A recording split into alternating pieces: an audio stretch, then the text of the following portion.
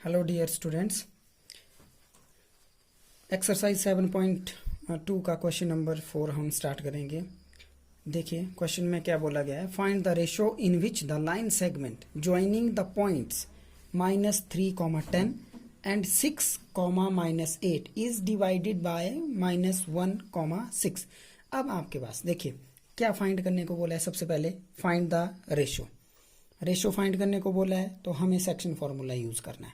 क्योंकि previous video में जब हमने 7.2 एक्सरसाइज स्टार्ट की थी तो मैंने आपको समझाया था कि सेक्शन फार्मूला कब लगाया जाता है। सेक्शन फार्मूला तब लगाया जाता है जब आपके क्वेश्चन में आपसे रेशो फाइंड आउट करने को पूछी हो या कोऑर्डिनेट्स फाइंड आउट करने को पूछे हो। हम इस क्वेश्चन नंबर 4 में आपसे क्या पूछा है, फाइंड द रेशो निकालने को बोला है, मतलब आपने सेक्शन फार्मूला का यूज करना है।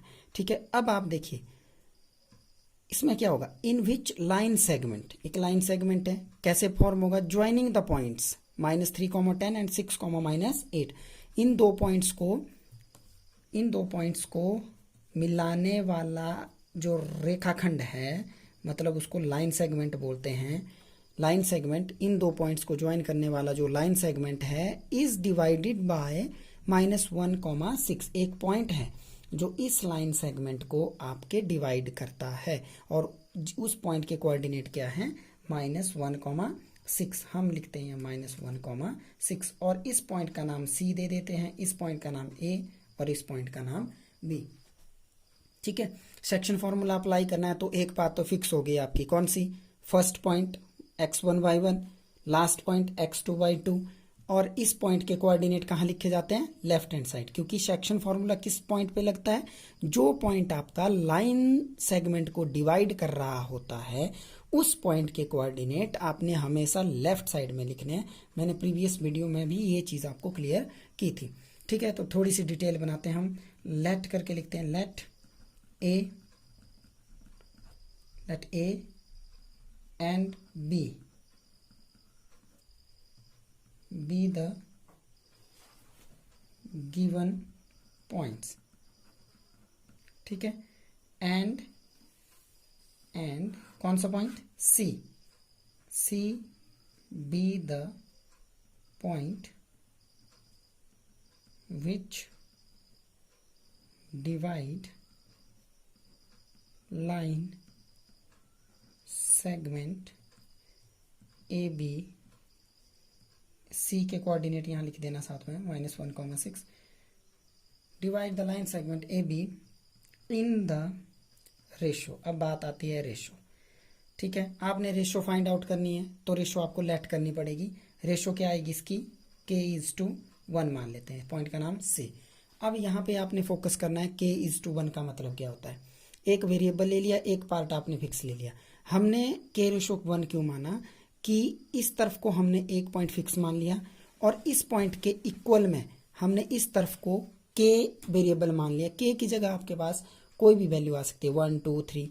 ठीक है, तो इस पॉइंट का इस तरफ का पार्ट एक फिक्स मान लिया, इस तरफ को इसके बराबर, मतलब इस पॉइंट के बराबर इस तरफ को कितने पार्ट आएंगे वो आपका K बताएगा। ठीक है, डायग्राम में तो आपको लग रहा है वो होगा कि यहाँ 1 पॉइंट है, उसके बराबर ही इधर को लिया है, लेकिन डायग्राम में ये शो करना पड़ता है। ठीक है, लेकिन यहाँ पे आपको जब आपकी रेशो निकलेगी, जब आपकी K की वैल्यू निकलेगी, वहाँ से क्लियर होगा कि इस तरफ को कितने पॉइंट्स, इस तरफ को कितने पार्ट्स और इस तरफ को कितने पार्ट्स आपके आएंगे। ठीक है, ये आपकी रेशो बताएगी। तो रेशो कितनी मान लिया आपने, K:1। फिर इसके बाद आप डिटेल बना दो थोड़ी सी। Hair x1 -3, y1 10, x2 6, y2 -8 और m1 कितना आ गया आपके पास, K, और m2 कितना आ गया आपके पास, 1 आ गया। ठीक है, अब आप सेक्शन फॉर्मूला लगाएंगे यूजिंग सेक्शन फॉर्मूला। ठीक है, सेक्शन फॉर्मूला लगाएंगे आप, तो क्या लिखते थे हम सेक्शन फॉर्मूला में, coordinates of point C। Left hand side में क्या लिखते थे हम, क्या लिखेंगे लेफ्ट हैंड साइड में, जो पॉइंट आपका डिवाइड कर रहा है उस पॉइंट के कोऑर्डिनेट आपने लेफ्ट साइड लिखने हैं। सेक्शन फॉर्मूला, फिर mx + mx upon m + m ठीक है, comma my plus my upon m plus m। अब आपने लॉजिक लगाना है कौन सा, 12 21 12 21 12 21 12 21 और यहाँ पे 12 और ये 12 आपका फॉर्मूला आपका बन गया सेक्शन फॉर्मूला। और लेफ्ट हैंड साइड में क्या लिखा है आपने, कोऑर्डिनेट ऑफ पॉइंट सी के कोऑर्डिनेट्स क्या हैं, -1,6, ठीक है। और राइट साइड में आप वैल्यूज डाल दीजिए। m1 की वैल्यू k है आपके पास, k into 6 plus 1 into -3 upon k plus 1, comma m1 k into y2 -8 upon, sorry upon नहीं, अभी आगे वैल्यूज डालिए m2 की, 1 इंटू 10 अपॉन k प्लस 1। इसको थोड़ा सा सॉल्व कीजिए आप, 6k k into 6k plus -3 upon k plus 1, comma -8k plus 10 upon k plus 1, ठीक है।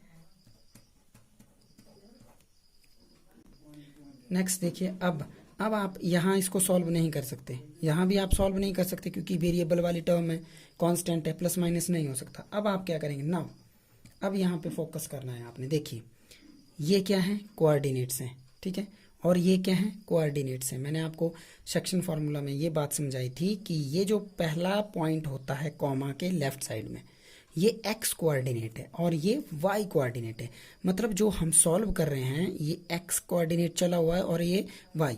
अब आप देखिए मैथ्स में अब आपका इक्वल टू का साइन क्या करता है, मैथ में इक्वल टू का साइन आपके दोनों तराजू को क्या करता है, बराबर करता है, ठीक है। तो इसका मतलब यहाँ x का पॉइंट है, यहाँ भी x का पॉइंट है, बीच में इक्वल टू है, इसका मतलब x का पॉइंट और x का पॉइंट क्या हुआ है आपके पास, इक्वल, ठीक है। तो अब आप क्या करेंगे, इस x के पॉइंट को इस x के पॉइंट के साथ इक्वेट करेंगे, यानी लिखेंगे -1 is equal to 6k -3 upon k plus 1, ठीक है। y का y के साथ भी कर सकते हैं, लेकिन हमें क्या चाहिए, k की वैल्यू, ठीक है, क्योंकि रेशो में क्या माना था आपने, k/1, तो k की वैल्यू चाहिए आपको, सिंपल रेशो निकल जाएगी।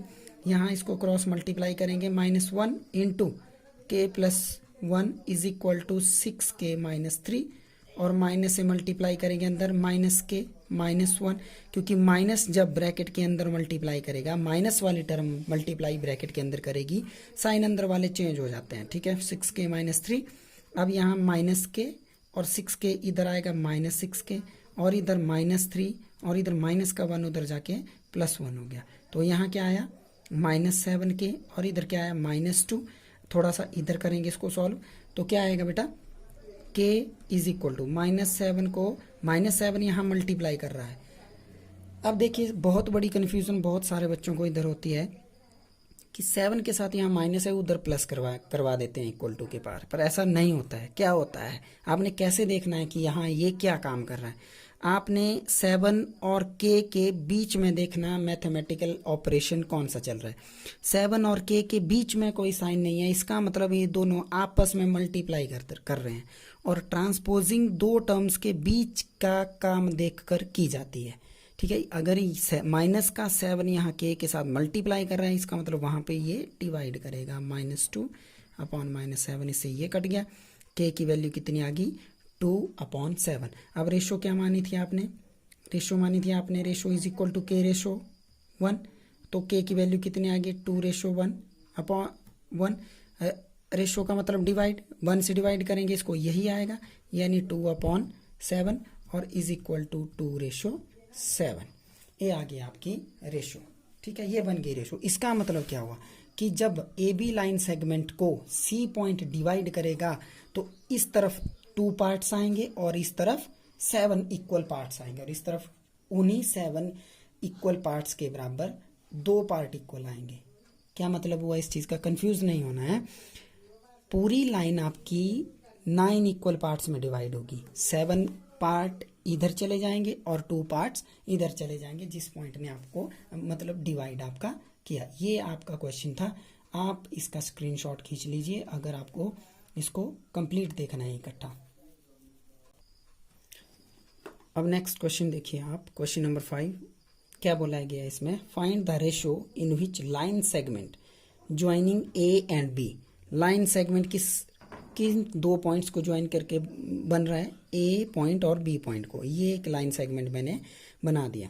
आगे पढ़िए, is divided by x axis. अब यहाँ पॉइंट समझने वाला है, मैंने आपको स्टार्टिंग में समझाया था कि एक्स एक्सिस पर कोई पॉइंट होता है तो उसके कोऑर्डिनेट क्या होते हैं, एक्स कॉमा 0, और वाई एक्सिस पर कोई पॉइंट होता है तो उसके कोऑर्डिनेट क्या होते हैं, 0 कॉमा वाई। ऐसा क्यों होता है, ये एक्स एक्सिस का पॉइंट है, ये वाई एक्सिस का पॉइंट है, लेट करते हैं कोऑर्डिनेट्स, क्योंकि एक्स एक्सिस पर एक्स के ही पॉइंट्स होते हैं और वाई का कोई पॉइंट एक्स एक्सिस पर नहीं होता, इसलिए वाई को 0 कंसिडर करते हैं। और यहाँ पे भी अब ये वाई एक्सिस का है तो वाई एक्सिस पर एक्स एक्सिस का कोई पॉइंट नहीं होगा, तो इसलिए एक्स एक्सिस की पोजीशन को 0 रखा जाता है। पर इसको वाई कॉमा 0 नहीं लिखना है क्योंकि गलत हो जाएगा, क्योंकि फर्स्ट पोजीशन किसकी होती है, एक्स एक्सिस की, तो एक्स एक्सिस की पोजीशन पर 0 और वाई एक्सिस की पोजीशन पर वाई आपके पास आएगा। लेकिन यहाँ पे किसकी बात की है, एक्स एक्सिस, तो हम कौन सा पॉइंट लेंगे, एक्स कॉमा 0, ठीक है। Also find the coordinate of point of division. हमें क्या करना है, इस पॉइंट पहले हमें रेशो निकालने को बोला है मेन, फाइंड द रेशो, ये देखिए रेशो निकालने है, सेक्शन फॉर्मूला, ठीक है। कोऑर्डिनेट्स निकालने हैं, फिर बाद में पहले के की वैल्यू निकालेंगे, फिर हम एक्स की वैल्यू यहाँ से फाइंड आउट करेंगे। हमने डिटेल बना दी, जैसे हमने प्रीवियस क्वेश्चन में लिखा था कि लेट करना है, जो पॉइंट डिवाइड कर रहा है उसके बारे में लिखना है, फिर आपने ये 1 पॉइंट फिक्स, 2 पॉइंट फिक्स, इसके कोऑर्डिनेट कहाँ जाएंगे, फॉर्मूला के, जब हम फॉर्मूला लगाएंगे तो इक्वल टू के लेफ्ट में आएंगे इसके कोऑर्डिनेट जो पॉइंट डिवीजन करता है। ये चीज़ आप ध्यान से फोकस कीजिएगा, ठीक है। क्या स्टेटमेंट लिखेंगे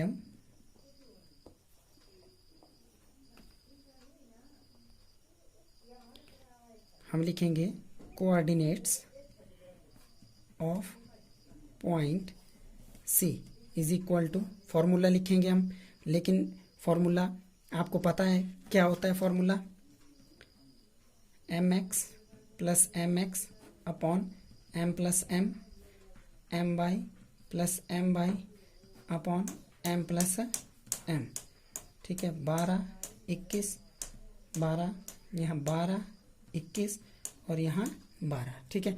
अब कोऑर्डिनेट इसके यहाँ डाल दो, x कॉमा 0, और यहाँ आप वैल्यूज पुट करो, x into -4 plus 1 into 1 upon क्या आएगा, k प्लस 1, और यहाँ पे भी वैल्यूज पुट करो, m1 की वैल्यू कितनी है, k इंटू y2 की वैल्यू कितनी है 5 प्लस m2 की वैल्यू कितनी है 1 और y1 की वैल्यू कितनी है -5, ऐसे, ठीक है। m1 प्लस m2 यानी k प्लस 1, ऐसे, ठीक है, डन।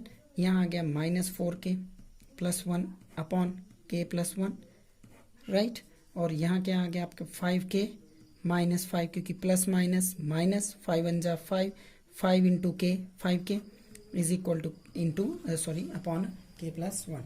ये आपका सॉल्व नहीं होगा, ठीक है। अब आपने क्या करना है, अब देखिए, अभी मैंने प्रीवियस क्वेश्चन में आपको समझाया इक्वल टू का क्या इंपॉर्टेंस है, एक्स कोऑर्डिनेट इक्वल, पर मैं अब यहाँ पे एक्स कोऑर्डिनेट और एक्स कोऑर्डिनेट को इक्वल नहीं करूँगा जैसे मैंने प्रीवियस क्वेश्चन में किया। क्यों, क्योंकि यहाँ पे एक्स एक्सिस का कांस्टेंट वैल्यू नहीं दिया है, ठीक है। जब इसको और इसको मैं कंपेयर करूँगा तो आप एक वेरिएबल की वैल्यू फाइंड नहीं कर सकते हैं, क्योंकि आपके 2 वेरिएबल आपको फंस जाएंगे, ठीक है। के भी रहेगा वहाँ पे, एक्स भी रहेगा, तो वैल्यू निकालना बहुत टफ हो जाएगा आपके लिए, नहीं निकल सकती आपकी वैल्यू, पॉसिबल नहीं है।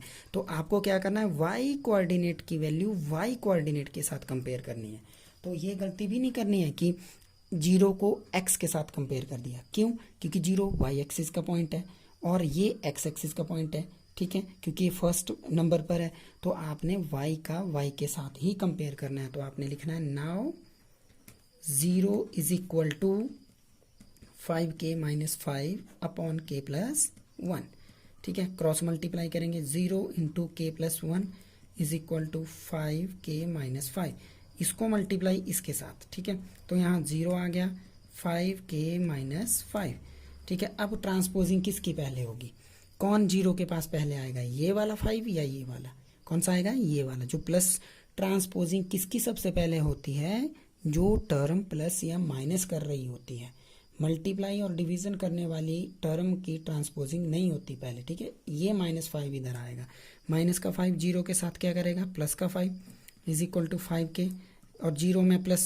5 करेंगे तो 5 आएगा, क्योंकि 0 मतलब कुछ नहीं, तो 5k और 5 इधर मल्टीप्लाई कर रहा है इसके साथ, बीच में कोई साइन नहीं है, तो इधर डिवीजन करेगा 5/5 इज इक्वल टू के, यानी के इज इक्वल टू 1। और आपने रेशो क्या मानी थी, आपने माना था रेशो इज इक्वल टू के इज टू 1, और के की वैल्यू कितनी आ गई 1:1। ए आपकी क्या आ गई रेशो।